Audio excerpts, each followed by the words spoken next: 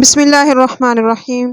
قال رسول اللہ صلی اللہ علیہ وآلہ وسلم لا يدخل الجنت نمام، صحیح مسلم جلد نمبر 1 صفحہ نمبر 74۔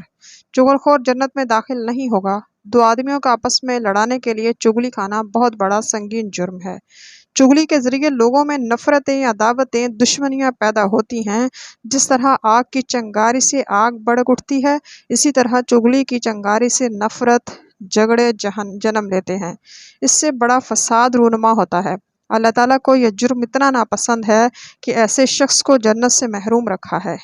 آپ صلی اللہ علیہ وآلہ وسلم دو قبروں کے پاس سے گزرے تو آپ نے فرمایا، ان دونوں پر اللہ کا عذاب ہو رہا ہے۔ عذاب کسی ایسی بات پر نہیں ہو رہا جسے وہ چھوڑ نہیں سکتے تھے، اگر چاہتے تو وہ اس سے بچ سکتے تھے۔ بلا شبہ اس کا جرم برا ہے۔ اس میں سے ایک چغلی کھاتا تھا اور دوسرا اپنے پیشاب کے چھینٹوں سے نہیں بچتا تھا، نعوذ باللہ۔